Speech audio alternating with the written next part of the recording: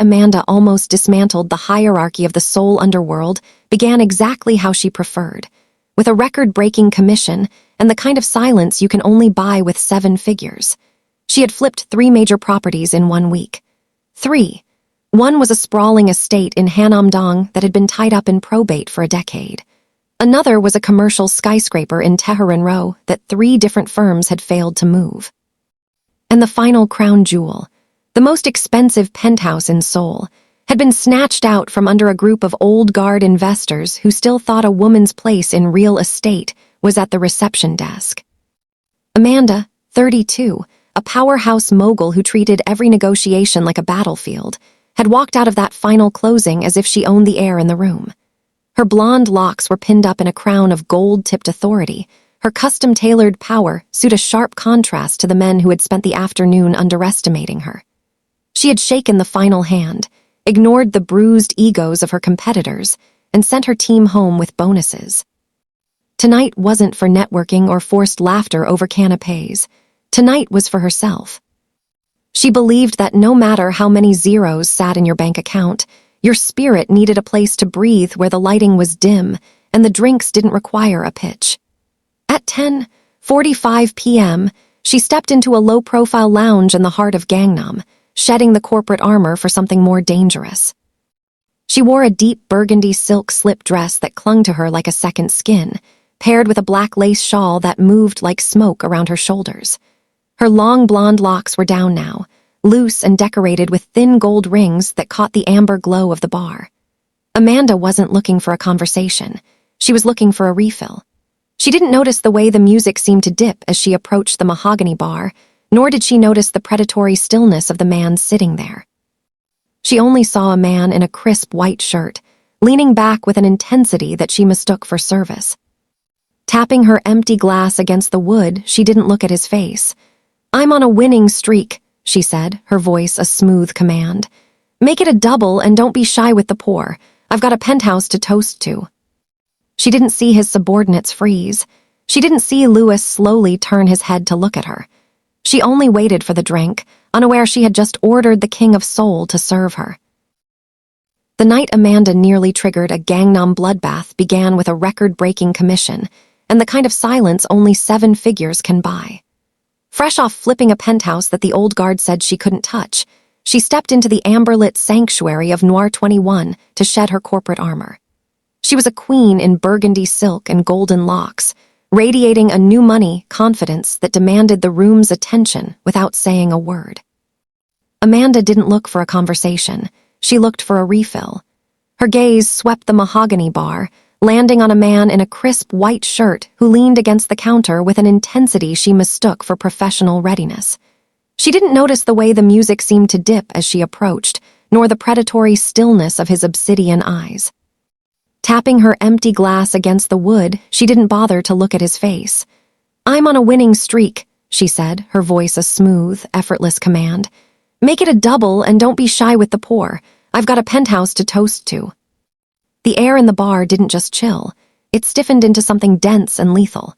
Louis slowly turned his head, his sharp jawline tight, as his subordinates in the shadows went bone, still. Behind him, 2 men in tailored black suits shifted, their hands disappearing toward their waistbands with practiced, violent intent. Amanda simply waited for her drink, entirely unaware she had just ordered the most dangerous man in Korea to serve her. The silence that followed her demand was not the empty space of a room waiting for a drink. It was the heavy, suffocating pressure of a predatory heart skipping a beat. Louis didn't move toward the bottles. Instead, he shifted his weight with a slow, coiled grace, turning his torso until he was squared with her. His eyes, dark as obsidian and twice as hard, locked onto hers with a chilling stillness that would have sent a seasoned hitman to his knees. "I'm not on the menu," he said, his voice a low, arctic rasp that cut through the lo-fi house music like a blade through silk. Amanda didn't flinch. She didn't even blink. While the men in the shadows grew rigid, their fingers twitching against concealed steel, she simply tilted her head, her golden locks shifting against the burgundy satin of her dress.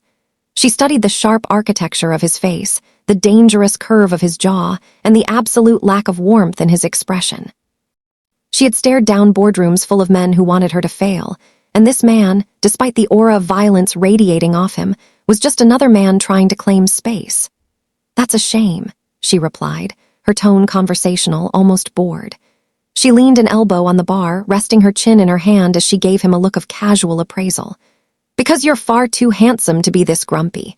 It's bad for the skin, and frankly, it's ruining the vibe of my celebration." She didn't stand up to run. She didn't offer an apology. She simply kept her seat, her gaze steady and challenging, treating the most dangerous man in Korea like a temperamental bartender who had forgotten his manners. In the periphery, the world held its breath, but in the center of the storm, Amanda just wanted her whiskey. The tension shifted from a sharp blade to a heavy, lingering weight as Louis pulled out the bar stool beside her. He sat with a deliberate, spatial authority, not crowding her, but claiming the air as his own. He signaled the actual bartender with a flick of his wrist, a gesture so subtle it was almost invisible, and ordered an amber liquid that shimmered under the bar lights. For a long moment, they both looked forward at the expansive glass wall of the lounge, where the Seoul's skyline glittered like a fallen galaxy. "Deals in a week," Louis said, his voice no longer ice but a low, resonant hum. "You see the city as a series of signatures." Amanda swirled the ice in her glass, her gaze tracing the jagged silhouette of the Lot World Tower. "I see a grid of potential," she corrected, her golden locks catching the neon glow of the window. "I see floor-to-floor valuations, zoning permits, and the precise moment a property transforms from concrete to capital. To me, that skyline is a living ledger. It's profit waiting for someone with enough nerve to claim it." Louis followed her line of sight, but his eyes didn't linger on the height of the glass. They settled on the dark spaces between the lights, the veins of the city that remained hidden. "I see it differently," he murmured, his tone possessing a territorial depth. "I don't care for the valuation of the glass. I see the flow of the streets, the loyalties of the districts, and the invisible borders that dictate who is allowed to breathe in which zip code. You see profit. I see an empire that requires a very specific kind of maintenance." They sat in the silence of two predators viewing the same jungle through different lenses, one calculating the harvest, the other guarding the borders. For the first time, Amanda felt a prickle of genuine interest that had nothing to do with her whiskey. This wasn't a man who worked for the building. He was the man the building was built to keep out, or to hide. Does this conversation about their conflicting perspectives on the city set the stage for how they might eventually work together? Amanda stood to leave, the black lace of her shawl fluttering like a dark wing as she draped it over her shoulder. She looked down at Louis, her golden locks catching the overhead light, and for a split second, her professional eye caught a detail the whiskey had softened. As he reached for his glass, his sleeve shifted, revealing the edge of a jagged silver scar and the heavy, unmistakable silhouette of a customized firearm holstered beneath his ribs. It was a serious piece of hardware, the kind that didn't just suggest protection, but total tactical dominance. She didn't flinch. Instead, she viewed the steel through the lens of her own high-stakes world.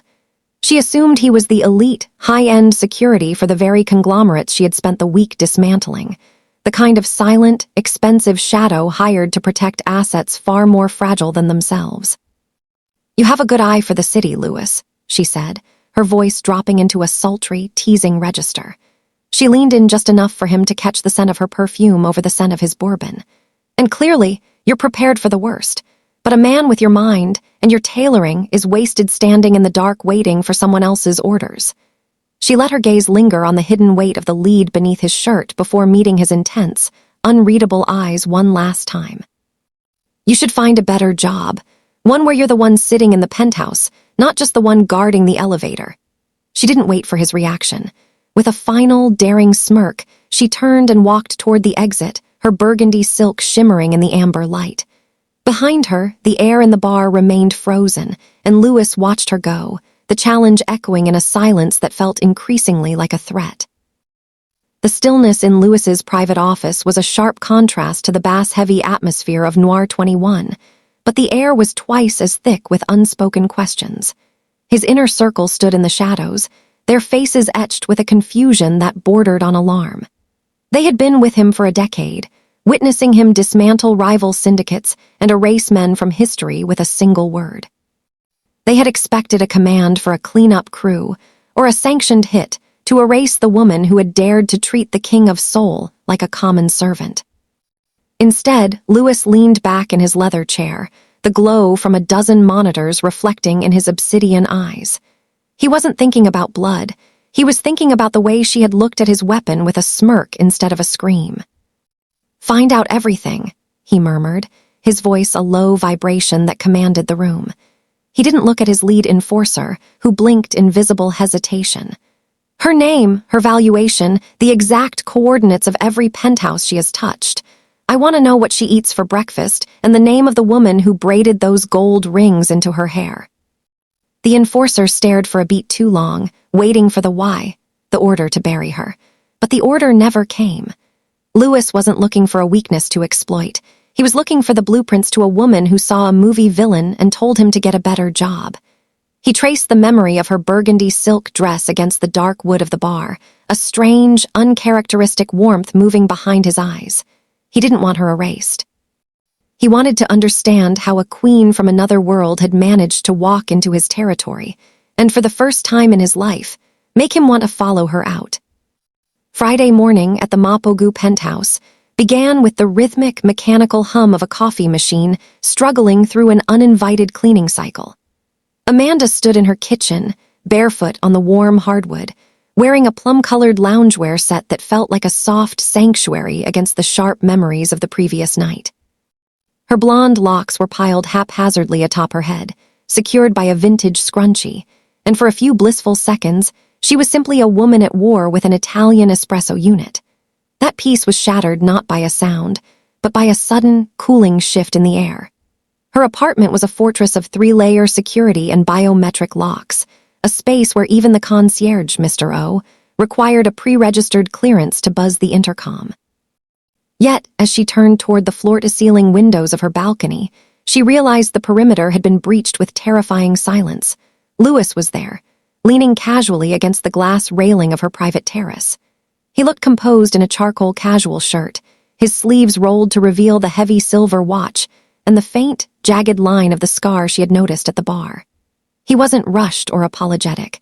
He sat silhouetted against the rising soul sun as if he owned the horizon itself. "You look different," he said, his voice a low vibration that seemed to bypass the glass entirely. Amanda didn't scream. She didn't reach for her phone. Instead, she tightened her grip on her empty mug, her mogul's brain already recalibrating the threat into an opportunity. "I look like a person in her own home at 7:45 in the morning," she countered, her voice steady despite the adrenaline surging through her veins. "The question is how you bypassed a security system that cost more than a small island." "I told you," Lewis replied, his obsidian eyes locking onto hers with a predatory, yet respectful intensity. "I know the architecture of this city, and I decided I wanted to see yours." Amanda stood in the center of her living room, the silence between them ringing louder than the hum of her espresso machine. She watched him move, not like a man who had broken in, but like a king reclaiming a forgotten province. The realization didn't come as a shock, but as a slow, cold settling of the pieces. The security gear, the terrified silence of the bar staff, and the way the very air in the room seemed to bow to his presence finally clicked into a singular, lethal profile. He wasn't high-end security. He was the reason people needed security. "Quan Lewis," she said, her voice like velvet-wrapped steel. She didn't let her hand shake as she set her mug down on the marble island. "The man who owns the shadows of the 4 districts. I suppose acquisitions was a bit of an understatement."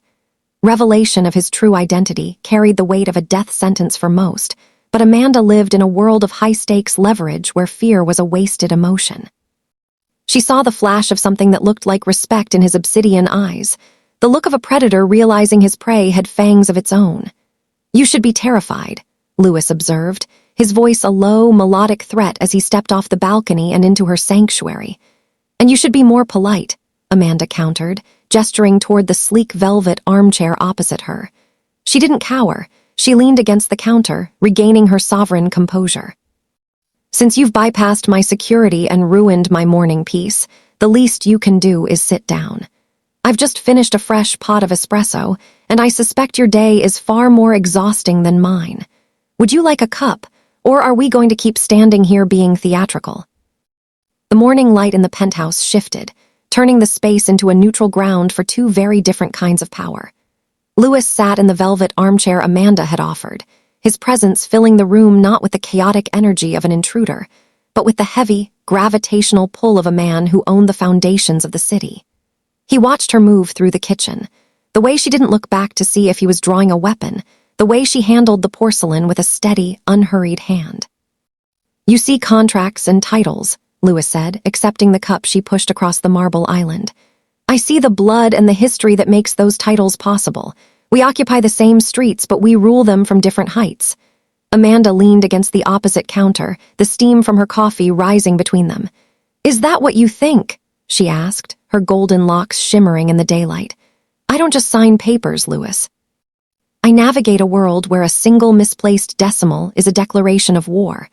I build empires out of thin air and persuade men who think they are gods to give me the keys to their kingdoms. My world is as cutthroat as yours. Mine just happens to have better PR." Louis looked at the bookshelf behind her, the mix of international art and complex technical manuals. He realized then that they were mirrors of each other. She was the sovereign of the visible world, master of the light and the logic, while he was the monarch of the unseen, the enforcer of the city's true, brutal laws. They both understood that power wasn't about the noise one made, but the silence one could command.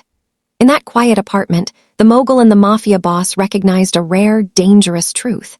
The city was too small for both of them to rule separately, but it was just the right size for a partnership that could bring the entire peninsula to its knees.